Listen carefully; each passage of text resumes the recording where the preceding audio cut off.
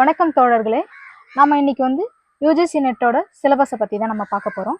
ஏன் அப்படின்னு சொன்னால் இது ரொம்ப முக்கியமானது அப்படின்னு எல்லாருக்குமே தெரியும். இதை வச்சுக்கிட்டு தான் நம்ம அடுத்து பார்க்க போகிறோம்.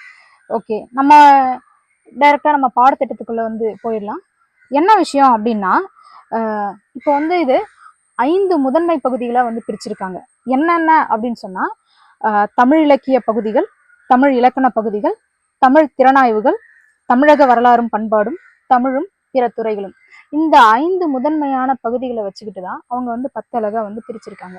அப்போ என்ன சிலபஸ்ல சொல்லி இருக்குதோ அதை தான் நம்ம எப்பவுமே கடைபிடிக்கணும். படிக்கிற விஷயத்துக்கா இருந்தாலும் சரி, நம்ம எக்ஸாம் அட்டன் பண்ற விஷயத்துக்கா இருந்தாலும் அது ரொம்ப முக்கியமான விஷயம்.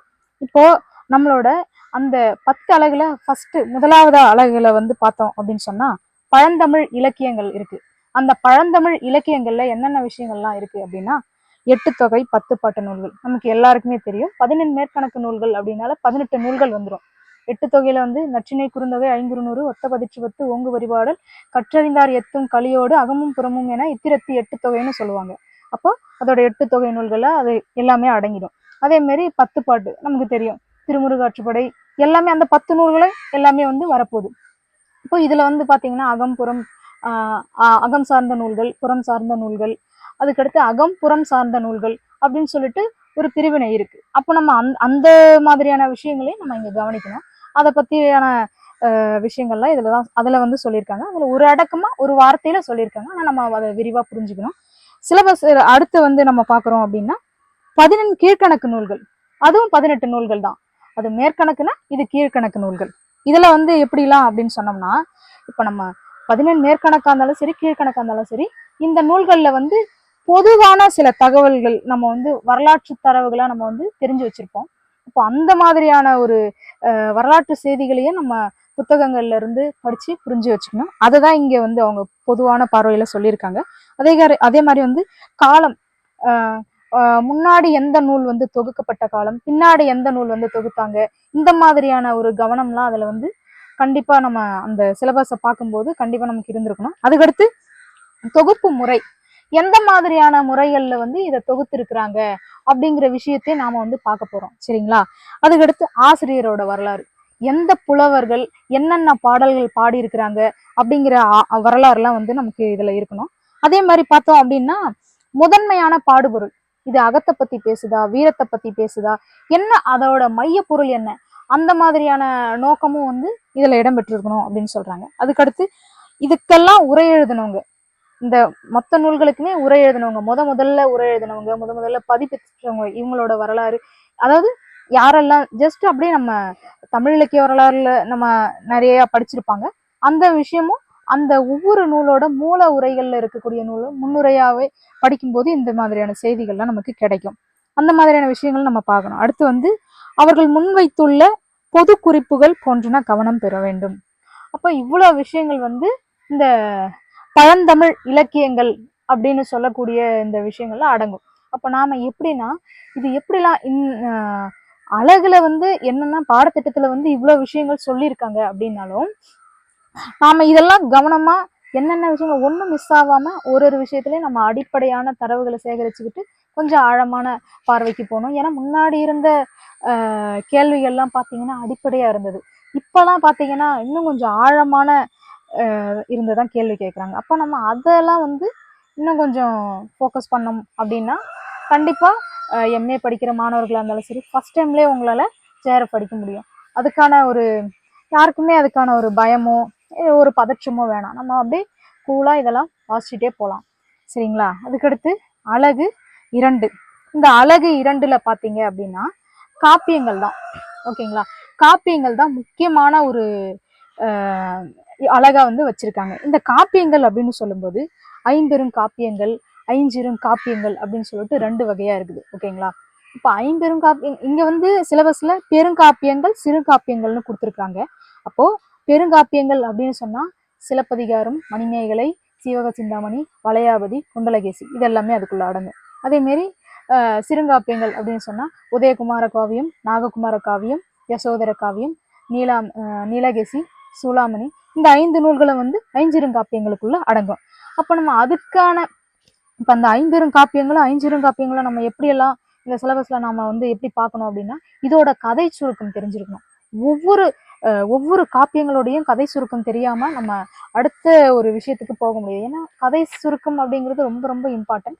அது மட்டும் இல்லாம இந்த ஒவ்வொரு காப்பியங்கள்லயும் பாத்தீங்கன்னா உள்ள காண்டமா இருக்கா, இல்ல காதையா இருக்கா, இல்ல சருக்கமா இருக்குதா, அந்த பிரிவுகளை வந்து நம்ம புரிஞ்சு வச்சிருக்கணும். ஏன்னா அதுல இருந்து கூட இப்பெல்லாம் வந்து நம்ம ஆழமா தான் கேள்வி கேட்கணும்லாம் இல்லை, இந்த மாதிரியான ஒரு சில அடிப்படையான கேள்விகள் கூட இடம்பெறுது. அந்த மாதிரியான விஷயங்கள்ல கூட கன்ஃபியூஷன் ஆகி நீங்க வந்து மார்க் கோட்டை விடுறதுக்கு வாய்ப்பு இருக்கு. அதனால இந்த மாதிரியான விஷயங்கள்ல நம்ம இன்னும் கொஞ்சம் கவனமா இருந்தோம்னா இன்னும் கரெக்டா இருக்கும். அதுக்கடுத்து பிற்கால காப்பியங்கள், ஐம்பெருங்காப்பிய பெருங்காப்பியங்கள், சிறுங்காப்பியங்கள் சொல்லிட்டு பிற்கால காப்பியங்கள்ல வரும். அப்ப இதுல என்னென்னலாம் அப்படின்னு பார்த்தோம்னா கம்பராமாயணம், பெரிய புராணம், திருவிளையாடற் புராணம், வில்லி பாரதம், பெருங்கதை, நலவெண்பா, தேம்பாவணி, ரட்சண்ய யாத்திரிகம், சீராபுராணம், இயேசு காவியம், நாயகம் ஒரு காவியம், ராவண காவியம். இப்போ இதுல நாம ஒரு விஷயம் தெரிஞ்சுக்கணும்.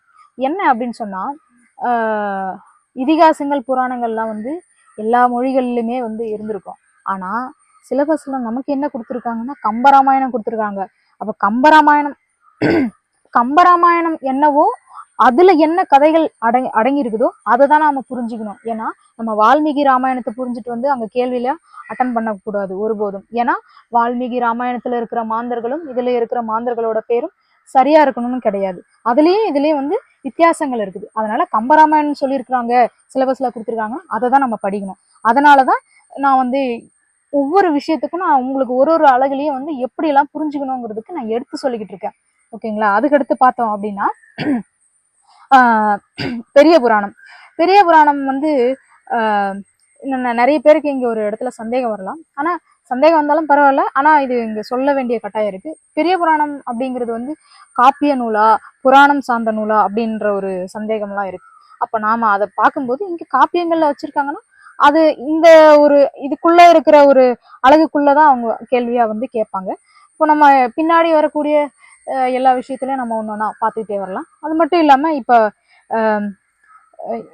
தேம்பாவணியா இருக்கட்டும், ரட்சணை யாத்திரிகமா இருக்கட்டும், சீராபுரமா இருக்கட்டும், இந்த இதுக்கெல்லாம் வந்து கதை சுருக்கத்துக்கு நீங்க பேசிக்கா படிக்க வேண்டிய விஷயங்கள் எப்படி படிக்கணும் அப்படின்னா ஒரு மூல நூலை எடுத்துக்கலாம். அதுல வந்து உரை வழியா படிக்கிறவங்க ரொம்ப கடினமா இருக்குது அப்படின்னா உரைநடையா கிடைக்கக்கூடிய சில புத்தகங்கள் இருக்குது, அதையே நீங்க வாங்கி படிக்கலாம். ஏன்னா அதுல கதைகளா சொல்லிட்டு போகும்போது நம்ம அது பேசிக்கா அதை புரிஞ்சுக்கிட்டு அதுக்கடுத்து நம்ம மூவ் பண்ணிடுவோம்.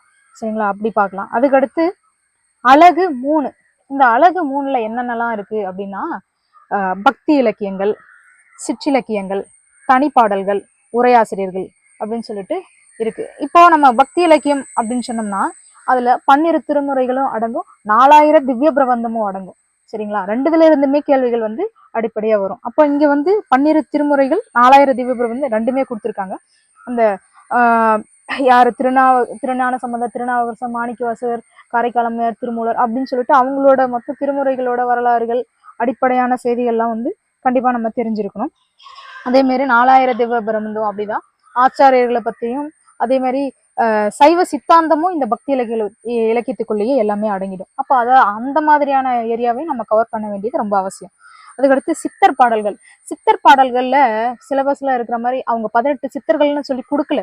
ஆனா 18 சித்தர்கள் ஒவ்வொரு நூலுக்கும் மாறுபடுது. அப்ப எந்தெந்த சித்தர்கள் முதன்மை பெறுது அப்படின்னு சொல்லிட்டு சித்தர்கள் பாடல்கள்னு சொல்லிட்டு சில புத்தகங்கள்லாம் கிடைக்கும். அப்ப நம்ம அதுல வாங்கி முதன்மையா இருக்கிறத நம்ம பார்க்கணும். அப்ப அவங்கள்ல இருந்து வரும் கேள்விகள்லாம். அது மட்டும் இல்லாம தமிழ்ல இருக்கிற சித்தர்களை சில 3 பேர் வந்து 4 பேரை கொடுத்துருக்காங்க. என்னன்னா அருணகிரிநாதர், தாயுமானவர், வள்ளலார், குணங்குடி மஸ்தான் சாஹிப், இவங்க 4 பேரை பத்தியும் இன்ச்சா நம்ம படிக்கணும். ஏன்னா இதுல இருந்து ஒவ்வொரு முறையும் ஒவ்வொரு கேள்வியா வந்துகிட்டே தான் இருக்குது. நம்ம அதை கேட்காம இருக்கவே மாட்டாங்க. ஒரு தடவை அருணகிரிநாதர் கேட்கறாங்கன்னா அடுத்த தடவை தாயுமானவர், இல்லைன்னா அடுத்த தடவை வள்ளலார் அப்படின்னு சொல்லிட்டு மாத்தி கேட்டுக்கிட்டே இருக்கிறாங்க. அப்போ இந்த மாதிரியான விஷயங்களை நம்ம பார்க்கணும். அடுத்து சிற்றிலக்கிய வகைகள். இந்த சிற்றிலக்கிய வகைகள் சொல்லும்போது 96 அப்படின்னு சொல்லிட்டு நம்ம படிச்சிருக்கிறோம். ஆனா 96 மட்டும் இல்லை, அதுக்கு மேற்பட்ட சிற்றிலக்கிய வகைகள்லாம் இருக்குது. எந்தெந்த நூல்கள் வந்து 96ன்னு எந்த பாட்டு இலக்கிய நூல்கள் சொல்லுது, அந்த மாதிரியான சிற்றிலக்கியங்கள்னா அதோட மெயின் பொருள் இப்ப 12 சிற்றிலக்கிய வகைகள் தான் முதன்மையா நம்ம வந்து பாக்குறோம். ஆனா அதுக்கு மேற்பட்ட சில சிற்றிலக்கிய வகைகள்லாம் அதோட பொருண்மை என்ன அப்படின்னா என்ன, இப்போ அட்டமங்கலம்னா என்ன, அதுக்கான முதன்மை பொருளா என்ன அப்படிங்கிறத பத்தியும் நம்ம பார்க்கணும். இப்போ அதெல்லாம் கவனம் பெறணும். அதுக்கடுத்து தனிப்பாடல் திரட்டு. தனிப்பாடல் திரட்டுல பார்த்தோம்னா ஔவையார் பாடல்கள் வரும், ஊவேசா பாடல்கள் வரும். அதுக்கடுத்து கம்பரோட பாடல்கள், ஒட்டக்குத்தரோட பாடல்கள், இவங்கெல்லாம் வந்து தனிப்பாடல் திரட்டுன்னு சொல்லி தொகுதியாவே சில புத்தகங்களை போட்டிருக்காங்க. அப்ப நம்ம அதுலயும் பார்த்தா இன்னும் கொஞ்சம் நல்லா இருக்கும். ஓகே, அடுத்து நம்ம பார்க்கறது இலக்கிய உரையாசிரியர்கள். இலக்கிய உரையாசிரியர்கள் அப்படின்னு சொல்லும்போது பொதுவா நம்மளோட எட்டுத்தொகை நூலா இருந்தாலும் சரி, பழைய நூல்களுக்கெல்லாம் உரையாசிரியர் உரை எழுதின உரையாசிரியர்களை தான் சொல்றாங்க. இப்போ அவங்கெல்லாம் யாரு அப்படின்லாம் பார்த்தோம்னா, இவங்களாம் ஒவ்வொருத்தவங்களும் தெரிஞ்சிருக்கணும். ஒவ்வொருத்தவங்களோட வரலாறு சரி, அவங்க என்னென்ன நூல்களுக்கெல்லாம் உரை எழுதியிருக்கிறாங்க, அவங்க எந்த மாதிரியான உரையை ஃபாலோ பண்றாங்க, பின்பற்றினாங்க அப்படிங்கிற மாதிரியான செய்திகள் தான் இப்போ கூடுதலா வந்து கேட்குறாங்க. ஓகேங்களா? அந்த மாதிரி பார்க்கும்போது அடியாருக்கு நல்லார், நச்சினார்க்கு இயர், திருக்குறள் பழைய உரையாசிரியர்கள் நாதமுனி, சிவஞான முனிவர், பண்டிதமணி மு கதிரேசனார், அவ்வை சு துரைசாமி பிள்ளை, பெருமழை புலவர், போவே சோமசுந்தரனார், பின்னத்தூர் நாராயணசுவாமி, பின்னத்தூர் நாராயணசுவாமி ஐயங்கார், வைமு கோபாலகிருஷ்ணமாச்சாரியார், உவே சாமிநாத ஐயர், சீவை தாமோதரம் பிள்ளை, புலவர் குழந்தை, சிவகவிமணி, சுப்பிரமணிய முதலியார், சுப்பிரமணிய முதலியார், கவிகாமு ஷெரீப். அப்போ இத்தனை உரையாசிரியர்கள் வந்து இருக்கிறாங்க. அப்போ என்னன்னா, இந்த உரையாசிரியர்களை பத்தி ஒவ்வொருத்தரையும் தனித்தனியான முறையில நம்ம படிக்கணும். சரிங்களா? அப்போ அதற்கான புத்தகங்கள்லாம் நமக்கு இருக்கு. நம்ம பின்னாடி வரக்கூடிய வீடியோகள்ல நம்ம வந்து பேசத்தான் போறோம். ஒவ்வொன்றா கண்டிப்பா அது நம்ம டிஸ்கஷன் பண்ண போறோம். ஓகே, அடுத்து இதெல்லாம் வந்து பக்தி இலக்கியங்கள், சிற்றிலக்கியங்கள், தனிப்பாடல்கள், உரையாசிரியர்கள், இது எல்லாமே வந்து 3வது அலகுல வந்து கவனம் பெறுது. அதே மாதிரி 4வது அலகு இக்கால இலக்கியங்கள். இக்கால இலக்கியங்கள் அப்படின்னு சொல்லும்போது இது ஏகப்பட்டது இருக்குது, கடல் மாதிரி இருக்குது அப்படின்னு சொல்லிட்டு பயந்துடக்கூடாது. எல்லா அலகுமே சம அளவுல சரிபாதியா தான் பிரிச்சிருக்கிறாங்க. அதே மாதிரி கேள்விகள் எப்படி இடம்பெறும் அப்படின்னு சொன்னா 10 அலகுல இருந்தும் சம அளவுல தான் கேள்வி கேட்கப்படும்னு இதுல சொல்லியிருக்காங்க. நாம அதை தான் எப்பவுமே நம்ம கவனிக்க வேண்டியது. ஏன்னா சில பேர் மாணவர்கள்லாம் சொல்றத நான் கேட்டிருக்கிறேன். என்னன்னா, ஒரு சிலபஸ்ல இருந்து ஒரு சில ஏரியாவை மட்டும் பிடிச்சிருக்குன்னு சொல்லிட்டு படிச்சுட்டு போவாங்க, இதுல இருந்து அதிகமா வருது இதுல வரல அப்படின்னு. எதையுமே நம்ம ஒழிவாக்கவே கூடாது. எதையுமே நம்ம வந்து இது வராது இது வரும் அப்படின்னு நம்ம தீர்மானிக்க கூடாது. 10 அளவையும் நாம நம்மளால எந்த அளவுக்கு முடியுமோ அந்த அளவுக்கு நம்ம படிச்சுட்டு போறது சால சிறந்ததா இருக்கும். அப்போ இக்கால இலக்கியங்கள் அப்படின்னு பார்த்தோம்னா, தேசிய இயக்க பின்னணியில் வந்து தேசிய இயக்கம், அதாவது விடுதலைக்காக தன்னோட கவிதைகள் வழியா விடுதலை உணர்வை ஊற்றியவர்கள் தான். அதனாலதான் தேசிய கவி பின்னணியில இருக்கக்கூடிய கவிஞர்கள்னு சொல்றாங்க.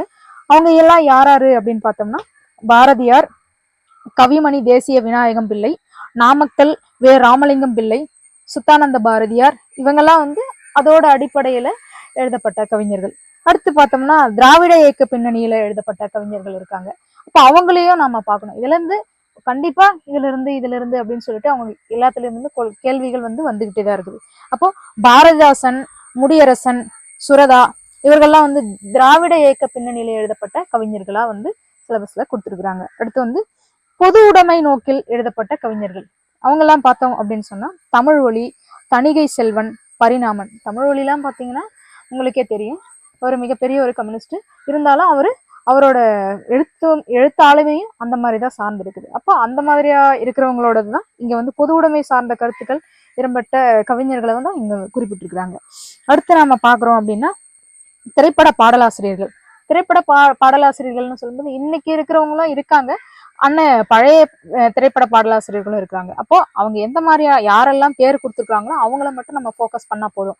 அதை தாண்டி நம்ம வேற எதுவுமே ஃபோக்கஸ் பண்ண வேணாம். ஏன்னா சிலபஸ்க்குள்ள என்ன இருக்குதோ அதை மட்டும் தெரிஞ்சுக்கிட்டாலே போதுமானது. என்னன்னா, இப்ப பாபநாசம் சிவன், பட்டுக்கோட்டை கல்யாண சுந்தரம், உடுமலை நாராயண கவி, கவி காமு ஷெரீப், கண்ணதாசன், மருதகாசி, வாலி, வைரமுத்து, அறிவுமதி, நா முத்துக்குமார், பா விஜய், தாமரை, இவங்க எல்லாருமே இப்போ இவங்கெல்லாம் என்னென்ன அவார்டு வாங்கியிருக்காங்க, என்னென்ன பாடலுக்கு அவங்களுக்கு விருது கொடுத்துருக்காங்க, இந்த மாதிரியான பொதுவான கேள்விகள் தான் வரும் அதிகபட்சம். அப்ப இதுல இன்னொரு விஷயம் நம்ம கவனிக்க வேண்டியது இந்த இடத்துல பாத்தீங்க அப்படின்னா, கவி காமோஷ் ஷெரீப் அப்படின்னு சொல்லிட்டு ரெண்டு ரெண்டு இடத்துல வந்து கொடுத்துருக்காங்க. ஓகேங்களா? அப்போ ஒரு இடத்துல நாம புரிஞ்சுக்கணும்.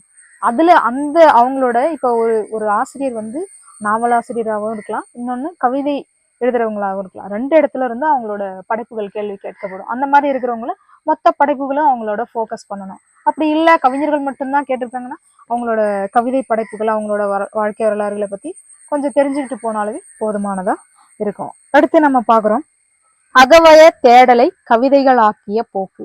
நம்ம இங்க ரொம்ப கவனிக்கணும். சிலபஸ் ஏன் இவ்வளோ விஷயம் நான் சொல்றேன் அப்படின்னா, இது சிலபஸ் என்னன்னு தெரிஞ்சாதான் நம்ம அடுத்த ஒரு விஷயத்த என்ன அப்படின்னு எக்ஸாம் அட்டன் பண்ண முடியும். இப்ப அகவய தேடலை கவிதைகள் ஆக்கிய போக்கு அப்படின்னா, நம்ம கவிஞர்களை வந்து முன்னாடி ரெண்டு வகையா வந்து பிரிச்சாங்க. அதாவது கலைக்காகவே அப்படின்னு சொல்லக்கூடியவங்க. ஏன்னா கலைக்காகவே அப்படின்னு சொன்ன ஒரு இயக்கத்தை தான், அந்த மாதிரி எழுதக்கூடிய கவிஞர்களை தான் வந்து கவிதைகளை அகவயப்படுத்தினாங்க அப்படின்னு சொல்லிட்டு அவங்கள பிரிச்சிருக்கிறாங்க. புறவயம் ஆக்கினவங்க அப்படின்னு சொன்னா சமுதாயத்தை பத்தி கவிதையோ இல்ல விமர்சனமாவோ இல்ல எழுத்த ஆளுமையிலையோ கொண்டு வர்றவங்க. சரிங்களா? மரபு கவிஞர் அதாவது ஒரு தனிப்பட்ட மனிதனோட வாழ்க்கையை பத்தி பேசுறவங்க அகவய கவிஞர்களாகவும், சமுதாயத்தை பத்தி பேசுறவங்க புறவய கவிஞர்களாகவும் பிரிச்சிருக்கிறாங்க. அதுதான் சிலபஸ்ல கொடுக்கும்போது நமக்கு அது புரியாத மாதிரி இருக்கும். நம்ம ஏராளமான விமர்சன வகுப்புகள்லாம் நம்ம படிக்கும்போது அதுல புரிய வந்துடும்.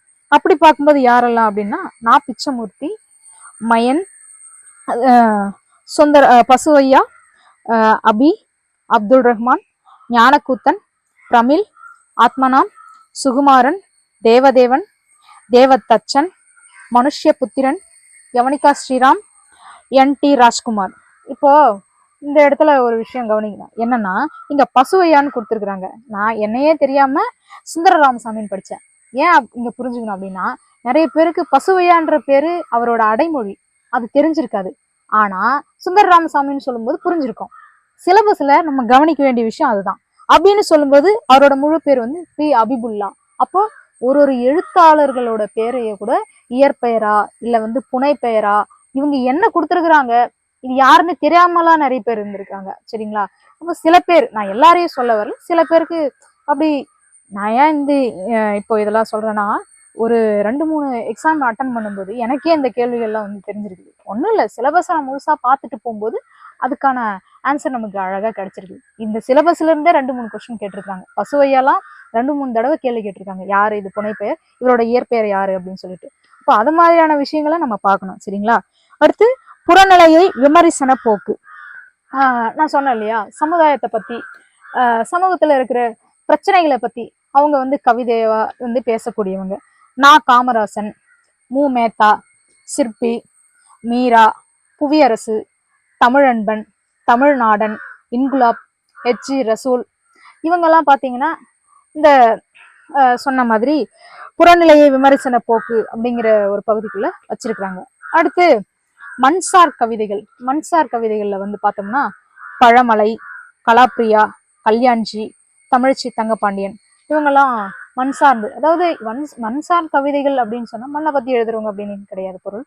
இப்போ வந்து அதாவது அவங்களோட வட்டார வழக்குகளை பயன்படுத்தி நாட்டுப்புற தொன்மங்கள் இருக்கு இல்லையா, அதை பயன்படுத்தி அவங்க வந்து கவிதையா ஒரு வடிவமா கொடுத்துருப்பாங்க. அதை தான் வந்து எங்க சொல்லியிருக்காங்க. அதுக்கடுத்து பார்த்தோம்னா பெண்ணிய வெளிப்பாட்டு கவிகள், அதாவது பெண்ணியத்தை பத்தி பேசுறவங்க. கண்டிப்பா பெண்ணிய கவிஞர்கள் தான் இருக்கிறாங்க. அவங்களோடது முக்கியமா இங்க இடம்பெற்றிருக்குது. யாரெல்லாம்னா ரா மீனாட்சி, வைகை செல்வி, சல்மா, கனிமொழி, உமா மகேஸ்வரி, சுகர்ராணி, சக்தி ஜோதி, இளம்பிறை, புதிய மாதவி. இங்க இன்னொன்று விஷயம் சொல்லணும்னா, இப்போ நான் சொன்னேன் இல்லையா, வாசிச்சேன் இல்லையா, இந்த பேர் மட்டும் இல்லாம ஒரு சிலர் புதிய புதிய ஆசிரியர்கள், புதிய புதிய கவிஞர்கள் வந்துகிட்டு இருக்காங்க. அவங்களோடதும் வந்து தற்கால சூழல்ல வந்து இன்னும் கொஞ்சம் கேட்குறாங்க கேள்விகள். அப்போ நம்ம இந்த இதழ்கள்லாம் படிக்கும்போது அதெல்லாம் ஆட்டோமேட்டிக்காக நமக்கு தெரிய வரும். சரிங்களா? அப்போ அதையும் நம்ம பார்த்துக்கணும். அதுக்கடுத்து இன்னொன்று, கவிதை வந்து மரபு கவிதை, அதுக்கடுத்து புது கவிதை அப்படின்லாம் வடிவங்கள் இருக்கு. அந்த நம்ம வெளிநாட்டுல இருந்து நமக்கு கொண்டு வந்த அந்த புது கவிதை என்ன சொல்றோம் இல்லையா, இப்போ புது கவிதை ஒரு கவிதையோட வடிவம் ஒரு நாட்டுல இருந்து இன்னொரு நாட்டுக்கு கொண்டு வராங்க. அந்த மாதிரியான கவிதை வடிவங்களை பத்தியோ அதனோட வரலாறுகளை பத்தியோ இல்ல அது எப்படி 3 வரியில இருக்கணுமா 4 வரியில இருக்கணுமா அந்த மாதிரியான வரலாறுகளையும் நம்ம தெரிஞ்சிருக்கணும். அப்போ என்னன்னா ஹைக்கூ, சென்ட்ரியூ, லிமரிக், லிமரிக்கு, கஜல், போன்சாய் கவிதைகள் இது எல்லாமே பாத்தீங்கன்னா ஒரு கவிதைகளோட வடிவம். இது எல்லாமே கண்டிப்பா இதெல்லாம் என்னன்னு தெரிஞ்சிருக்கணும் ஒவ்வொருத்தவங்களும். சரியா? அப்போ இந்த மாதிரியான விஷயங்கள் கவிதையில நம்ம பார்த்துட்டோம். அடுத்து சிறுகதைகள். சிறுகதைகள் அப்படின்னு பார்க்கும்போது இப்போ சிறுகதை, புதினம், நாடகங்கள் இதெல்லாம் நான் பொதுவா ஒரு முக்கியமான விஷயம் சொல்லிக்கிறேன். எந்த ஒரு எழுத்தாளராக இருந்தாலும் சரி, படைப்பாளராக இருந்தாலும் சரி, அவங்கள பத்தின நூல், அவங்க வாங்கின விருதுகள், அவங்களோட புனைப்பெயர், அவங்க எந்த ஊர், அப்புறம் எந்த இடத்துல வந்து பணிபுரிஞ்சாங்க, அவங்களுக்கு எந்தெந்த இடங்கள்ல இப்ப சாகித்ய அகாடமி உறுப்பினராக இருந்திருப்பாங்க, அந்த மாதிரியான சில விஷயங்கள்லாம் இருக்கு. இது எல்லாமே இங்க கொடுத்துருக்கிறவங்களோட எல்லாத்த பத்தினையுமே நாம வந்து படிச்சு வச்சிருந்தா மட்டும்தான் எங்கன்னா நமக்கு ஞாபகத்துல நிக்கலனாலும் இது எங்கேயோ நம்ம கேட்டோமே அப்படின்ற மாதிரி நம்ம அந்த இடத்துல அடிப்போம். சரிங்களா?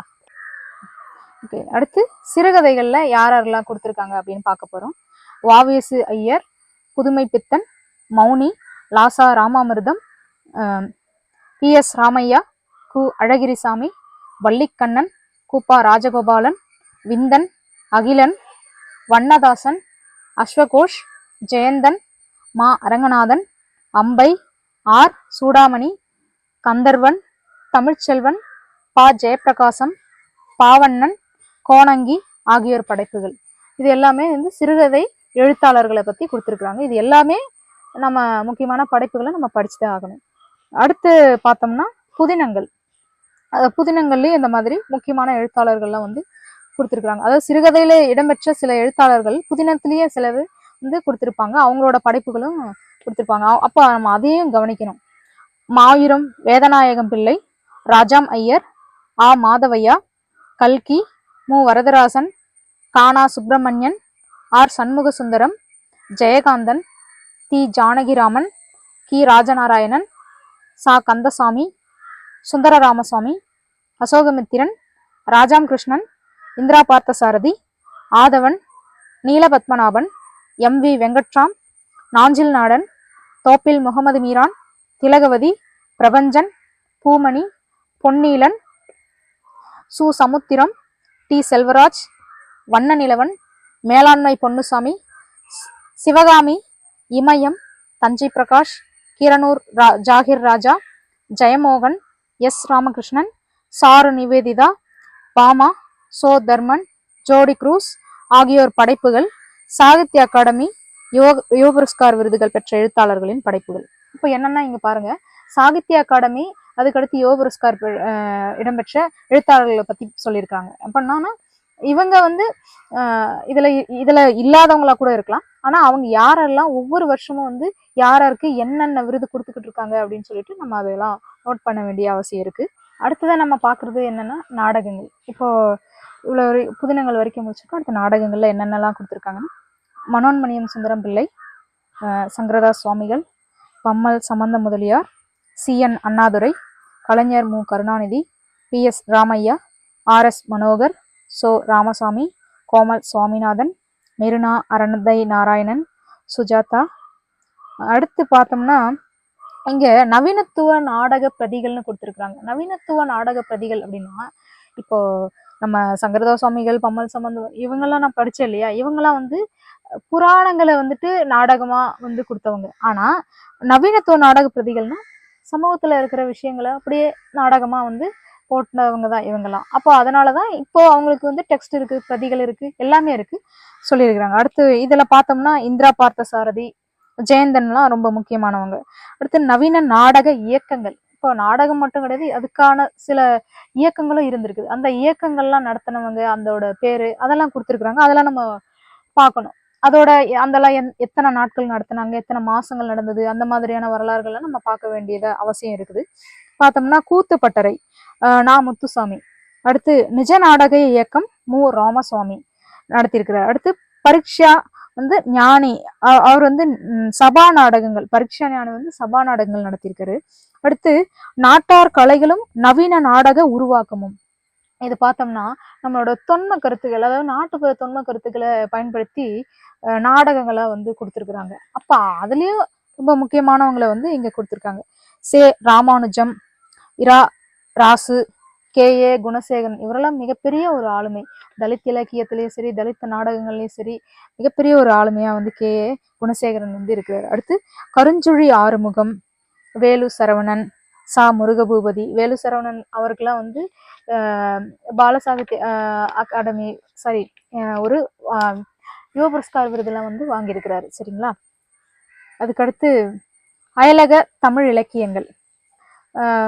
இப்போ நம்ம இங்க இருக்கிற எழுத்தாளர்கள் மட்டும் கிடையாது, அயலகத்துல யாரெல்லாம் புலம்பெயர்ந்து போனாங்களோ அவங்களா யாரெல்லாம் முக்கியமானவங்களோ அந்த அந்த மாதிரியான எந்தெந்த அயலகங்கள்ல புலம்பெயர்ந்தாங்க அப்படிங்கிற இடங்களை பத்தி பேசியிருக்கிறாங்க. பாத்தீங்கன்னா இலங்கை, மலேசியா, சிங்கப்பூர், புலம்பெயர்வு படைப்பாளர்களும் படைப்புகளும். இப்போ இலங்கையெல்லாம் பாத்தீங்கன்னா ஏகப்பட்ட எழுத்தாளர்கள், கைலாசபதிலாம், காசிவத்தம்லாம் நம்ம சொல்லாம இருக்க முடியாது. இப்போ அது அந்த மாதிரியான படைப்பாளர்களையும் நம்ம கவனம் பெற வேண்டிய அவசியம் இருக்குது. அடுத்து உரைநடை வளர்ச்சியின் வகைகள். உரைநடைக்காக யாரெல்லாம் வந்து பாடுபட்டாங்க அப்படின்றதெல்லாம் வந்து சொல்லியிருக்கிறாங்க.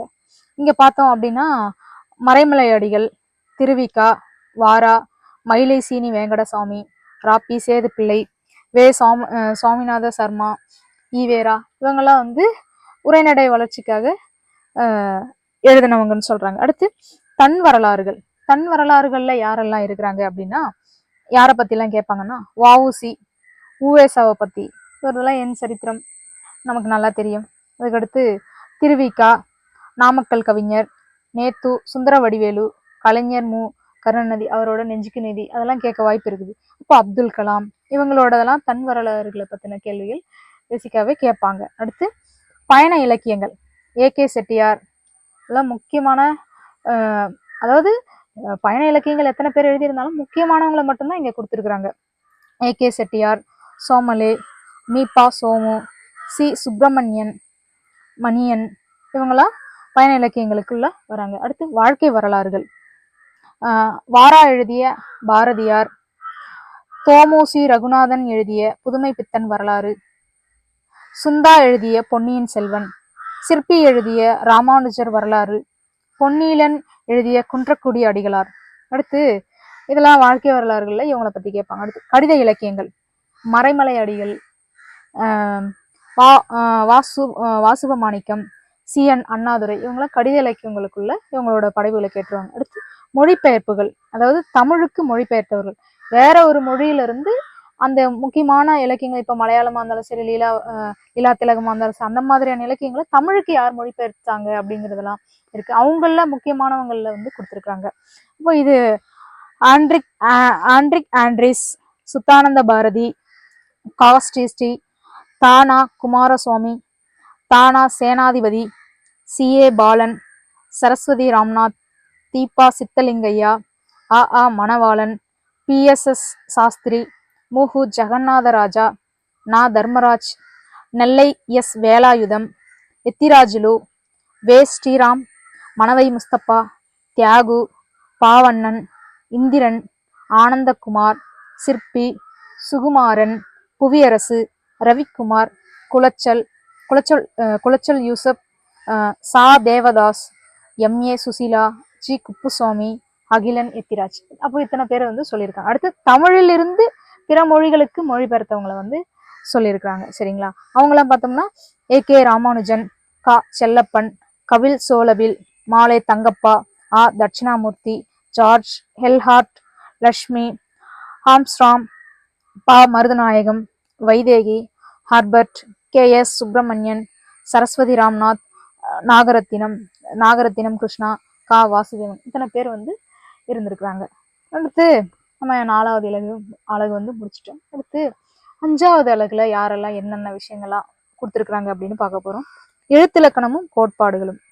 தொல்காப்பியமும் நன்னூல். அதாவது எழுத்திலக்கணமும் கோட்பாடுகள் அப்படின்னு நீங்க கொடுக்கும்போது நம்ம ஒரு விஷயம் கவனிக்கலாம். என்ன எழுத்திலக்கணம் கோட்பாடுன்னு கொடுத்துருக்காங்க அப்படின்னு. அப்போ இலக்கணம் மட்டும் சொல்லிட்டு போலாம் இல்ல, தொல்காப்பியம் நன்னூல் அப்படி இல்லை. தொல்காப்பியமும் நன்னூலும் எந்தெந்த இடங்கள்ல வேறுபடுது, எந்தெந்த இடங்கள்ல வந்து ஒன்றுபடுது அப்படிங்கிற ஒரு கோட்பாட்டு நோக்குல அவங்க வந்து கேள்விகள் இடம்பெறலாம் அப்படிங்கிறதுக்காக தான் இந்த மாதிரியான ஒரு கோட்பாடை வச்சிருக்காங்க. அப்ப நம்ம அந்த மாதிரியான வகையிலையும் பார்க்கணுங்கிறது. அதுக்கு ஒப்பீட்டு நூல்கள்லாம் நிறைய ஏராளமான நூல்கள்லாம் இருக்குது. நான் நூல்களை பத்தியும் அடுத்து நான் உங்களுக்கு சொல்றேன்னு சொல்லியிருக்கேன். அப்ப நான் அதுலயே சொல்றேன். அடுத்து சொல்லிலக்கணமும் கோட்பாடுகளும். சொல்லிலக்கணம் கோட்பாடுகளும் பார்க்கும்போது அதே மாதிரிதான், அதுவும் தொல்காப்பிய நன்னூல் அது கவனம் பெற வேண்டும். ரெண்டுமே எல்லாம் அவாய்டே பண்ண முடியாது. இலக்கணத்துல எல்லாம் பொறுத்த வரைக்கும் மூல நூல், எளிமையான உரையாசிரியர்களோ இல்ல கடினமான உரையாசிரியர்களோ உங்களால எந்த அளவுக்கு புரிஞ்சுக்க முடியும் அந்த அளவுக்கு கண்டிப்பா இதெல்லாம் மூல நூல்களை நம்ம பார்த்தே தீரணும். அதுல இருந்து கேள்விகள் வராமல் இருக்கவே இருக்காது. அடுத்து பொருள் இலக்கணம். பொருள் இலக்கணமும் கோட்பாடுகளும். அகம் சார்ந்த இலக்கண நூல்கள்லாம் சொல்லியிருக்காங்க. இறையனார் களவியல், நம்பி அகப்பொருள், இதெல்லாம் பார்த்தோம் அப்படின்னு சொன்னோம்னா அகம் சார்ந்த இலக்கண நூல்கள். அடுத்து புறம் சார்ந்த இலக்கண நூல்கள் அப்படின்னு பார்த்தோம்னா தொல்காப்பியம், புறத்திணையியல், அடுத்து புறப்பொருள் வெண்பாமலை, இதெல்லாம் புறத்திணைகளை பேசக்கூடிய இலக்கணங்கள். இதெல்லாம் நம்ம பார்த்துக்கணும். அடுத்து யாப்பிலக்கணமும் கோட்பாடும். நம்ம தொல்காப்பியம் பார்த்தோம் அப்படின்னு சொன்னா பொருள் இலக்கணத்திலேயே எல்லாமே வரும். செய்யுளியலும் வரும், ஊமையிலும் வரும், அணியியலும் வரும், எல்லாமே அதுக்குள்ளேயே அடங்குது. ஆனா அது இல்லாமலும் சில இலக்கண நூல்கள் இருக்குது, அதையும் நம்ம பார்க்கணும். அப்படி பார்க்கும்போது அணி இலக்கணம் அடுத்து யாப்பிலக்கணமும் கோட்பாடும், தொல்காப்பிய செய்யுளியல், யாப்பெரும் கலங்காரிகை, இதெல்லாம் பார்க்கணும். அடுத்து அணி இலக்கணமும் கோட்பாடும். தொல்காப்பிய ஓமையியல், தண்டி அலங்காரம், இந்த ரெண்டுமே அணி இலக்கணத்துக்கு ரொம்ப முக்கியமானது. இதெல்லாம் பார்த்துக்கணும். அடுத்து பாட்டியல் இலக்கணம். நான் சொன்ன மாதிரி சிற்றிலக்கிய வகைகளுக்கு கூட நம்ம பார்க்கும்போது இந்த பாட்டியல் நூல்கள்ல இருந்து எந்தெந்த சிற்றிலக்கியங்கள் எத்தனை வகையானதுன்னு சொல்லி இருக்குன்னு சொல்லி கேட்பாங்கன்னு சொன்னேன்ல. அப்ப என்னன்னா பாட்டியல் நூல்கள்லாம் இதெல்லாம் ரொம்ப இன்னும் கொஞ்சம் அதிகமா கவனம் கொடுத்து படிக்க வேண்டிய சில விஷயங்கள்லாம் நமக்கு கொடுத்துருக்காங்க. பன்னிரு பாட்டியல், சிதம்பர பாட்டியல், வெண்பா பாட்டியல், பிரபந்த தீபிகை, பிரபந்த மரபியல், இதெல்லாம் நம்ம பார்க்கணும். இவ்வளவுதாங்க 5வது அலகுல இருக்கிற விஷயங்கள். அடுத்து 6வது அலகு. 6வது அலகுல பார்த்தோம் அப்படின்னா இலக்கண உரையாசிரியர்கள், மொழி வரலாறு, நோக்கு நூல்கள் அப்படின்னு இதா பிரிவா கொடுத்துருக்குறாங்க. இதெல்லாம் நம்ம பார்க்கறோம்னா அங்க இலக்கிய உரையாசிரியர்கள் பார்த்தோம் முன்னாடி. இப்போ இங்க என்ன பார்க்குறோம் அப்படின்னா இலக்கண உரையாசிரியர்கள். இளம்பூரணார், நச்சினார்க்கினியர், சேனாவரையர், பேராசிரியர், தெய்வச்சிலையார், கல்லாடர், மயிலைநாதர், சிவஞான முனிவர், ஆறுமுக நாவலர், சங்கர நமச்சிவாயர், விசாக பெருமாள் ஐயர், கா வெள்ளைவாரணர், சிவலிங்கனார், பாவலேறு, பாலசுந்தரனார், இவங்கெல்லாம் இலக்கண உரையாசிரியர்களுக்குள்ள வந்துருவாங்க. சரிங்களா? அதெல்லாம் நம்ம பார்த்துக்கணும். அடுத்து மொழியியல் பார்வையோடு எழுதப்பெற்றுள்ள மொழி வரலாறு மற்றும் இலக்கண நூல்கள் அப்படின்னு சொல்லி கொடுத்துருக்காங்க. அதாவது மொழியியல் தொடாம நம்ம போகவே முடியாது. அப்போ மொழியியல் பார்வையோடு எழுதப்பட்ட சில இலக்கண நூல்கள் அவங்களாவே கொடுத்துருக்குறாங்க. அப்ப நம்ம அதையே நம்ம இன்னும் கொஞ்சம் அதிகமா கவனம் செலுத்தினா போதும். எல்லா நூல்களும் இருந்தாலும் அவங்க சிலபஸ்ல என்ன கொடுத்துருக்காங்க அந்த நூலுக்கு இன்னும் கொஞ்சம் முக்கியத்துவம் கொடுக்கறது நல்லது. அப்போ என்னன்னா பார்த்தோம்னா ராபர்ட் கார்டுவெல், அவரோட ஒப்பிலக்கண நூல்கள் கண்டிப்பா தெரியும்.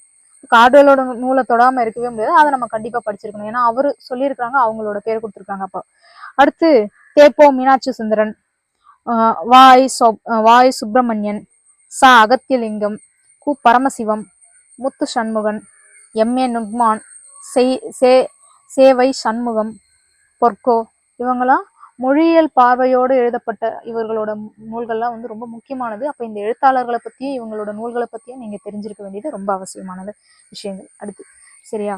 அடுத்து நிகண்டுகள், அடுத்து அகராதிகள், சொற்களஞ்சியங்கள், பொருட்களஞ்சியங்கள், அடைவுகள்.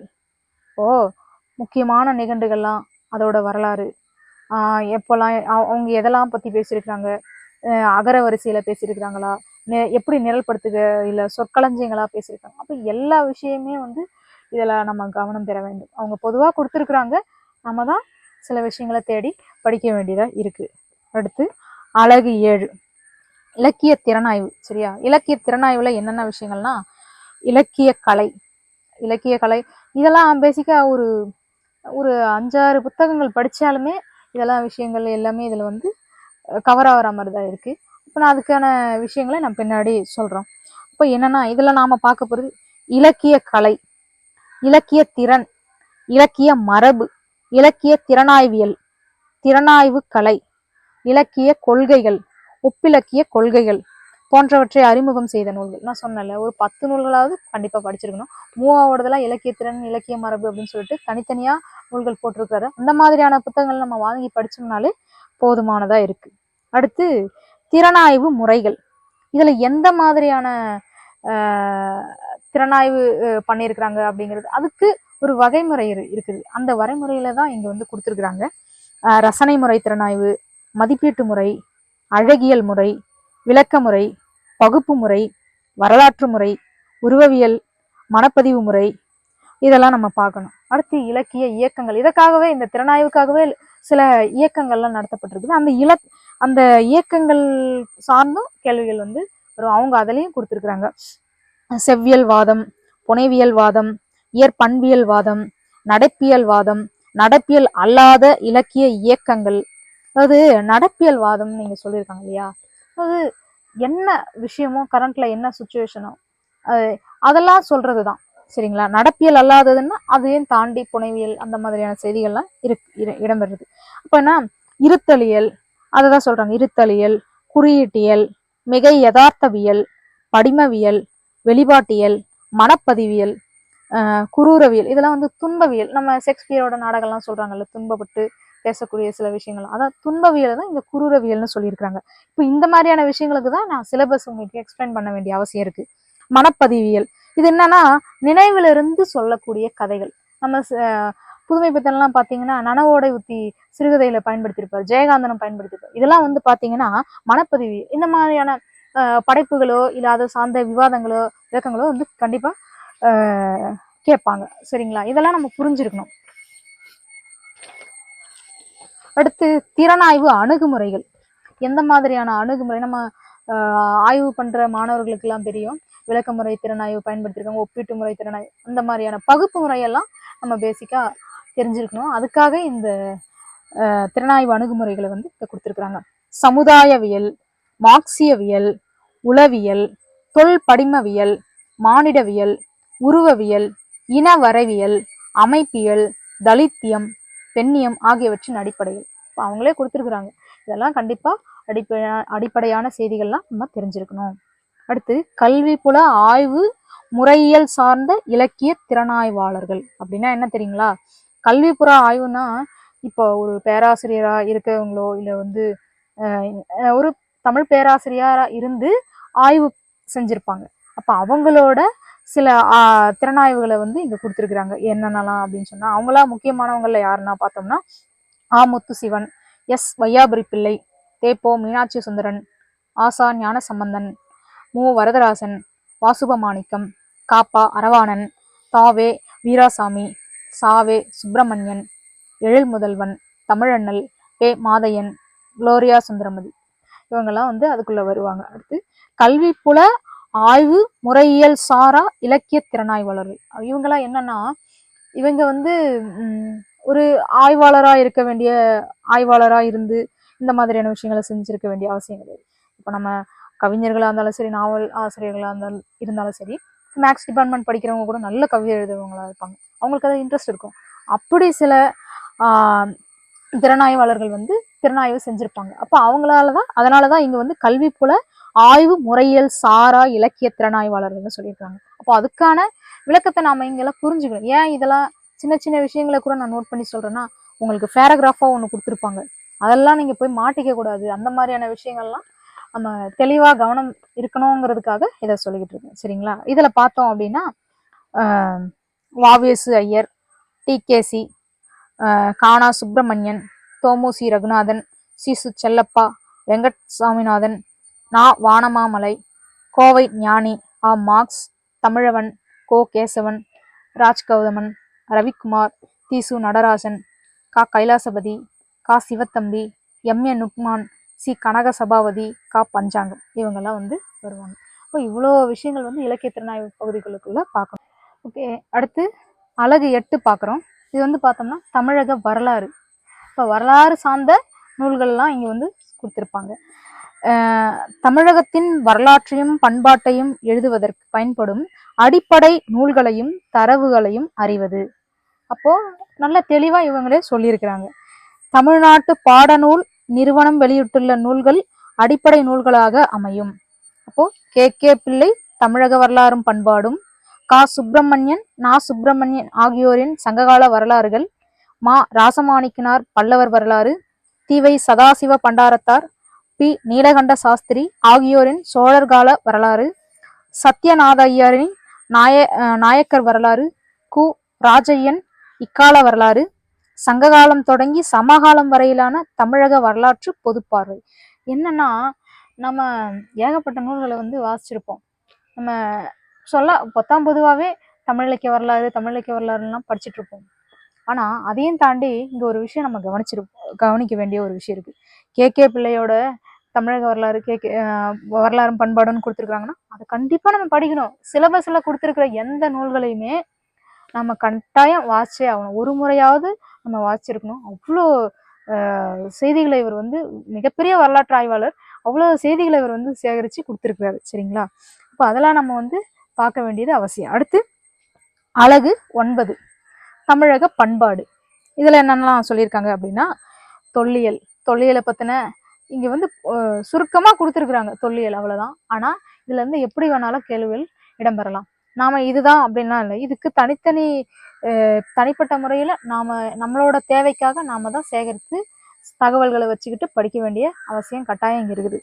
அடுத்து நாணயவியல், கல்வெட்டியல், தமிழர் இசை, கட்டடக்கலை, சுவடியியல், இதெல்லாம் கண்டிப்பா நம்ம தெரியாம போக முடியாது. இதெல்லாம் ஒவ்வொன்றதையுமே தனிப்பட்ட முறையில நூல்களாவோ இல்ல ஆய்வு கட்டுரைகளாகவோ இல்ல லைப்ரரியில இருந்து கிடைக்கக்கூடிய நூல்களாகவோ நம்ம சேகரித்து வச்சு படிச்சுதான் ஆகணும்.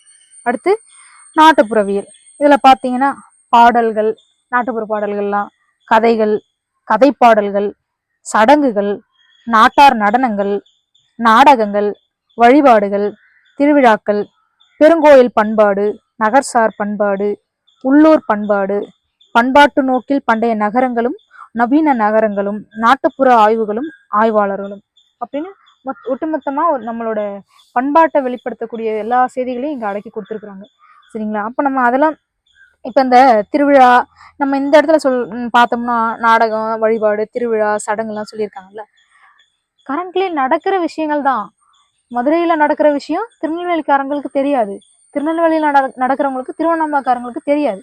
ஆனா ஒவ்வொரு வட்டாரத்திலயும் இருக்கிற அந்த விஷயங்களை தொகுத்து சில ஆய்வாளர்கள் வந்து அதை பத்தி பேசியிருக்கிறாங்க. அப்படிப்பட்ட பண்பாட்டை இப்ப நான் தோ பரமசிவம்லாம் பாத்தீங்கன்னா ஏகப்பட்ட விஷயங்களை பேசியிருக்கிறாரு. அப்ப அவரோட அந்த மாதிரி முக்கியமான உங்களோட நூல்கள்லாம் நம்ம வாங்கி படிக்க வேண்டிய அவசியம் கட்டாயம் இருக்குது. இப்போ நம்ம அதெல்லாம் பார்த்துட்டோம். அடுத்து சே வைத்தியலிங்கம் அவரோட தமிழர் பண்பாட்டு வரலாறு, மயிலை சீனி வெங்கடசாமியின் தமிழர் வளர்த்த அழகுகளை. இந்த நூல்லாம் நம்ம எம்ஏ படிக்கும் போதே சிலபஸ்லேயே படிச்சிருப்போம். இருந்தாலும் நம்ம இந்த எக்ஸாமுக்கு படிக்கும்போது ஒரு முறை கூட நம்ம பார்க்க வேண்டியது அவசியமா இருக்குது. அப்போ இந்த மாதிரியான நூல்கள்லாம் பார்க்கணும். அடுத்து அயல்நாட்டார் குறிப்புகளை பற்றிலாம் சொல்லியிருக்காங்க. இப்போ இவ்வளோ விஷயங்கள் வந்து 9வது அழகுல பேசியிருக்கிறாங்க. அடுத்து 10வது அழகுல வந்து நம்ம என்ன பார்க்குறோம் அப்படின்னா, தமிழும் பிற துறைகளும். பிற துறைகள்னாலே தமிழ் சம்மந்தப்பட்ட மற்ற டெக்னாலஜி ஃபீல்டில் எப்படியெல்லாம் தமிழ் வளர்ந்துருக்குது அப்படிங்கிறத பற்றி தான் அடிப்படையாக கேள்விகள் வரும். அப்போ அதில் என்னென்னலாம் கொடுத்துருக்குறாங்க அப்படின்னா, தமிழ் ஊடகங்கள், மீடியாஸை பற்றி கண்டிப்பாக கொடுத்துருக்குறாங்க. அடுத்து நாளிதழ் மற்றும் பருவ இதழ்களான அச்சு ஊடகங்கள், மின் ஊடகங்கள், திரைப்படங்கள், வானொலி, தொலைக்காட்சி, கணினி தமிழ், இதெல்லாம் நம்ம பார்க்கணும். இப்போ தமிழ்லாம் எந்தெந்த துறைகள்லாம் தமிழோட வளர்ச்சி எப்படியெல்லாம் இருக்கு அப்படிங்கிற மாதிரியான கேள்விகள் இடம்பெறும். அடுத்து இணையத்தமிழ் பயன்பாடு. இணையத்தை பத்தி கேட்டிருக்கிறாங்க.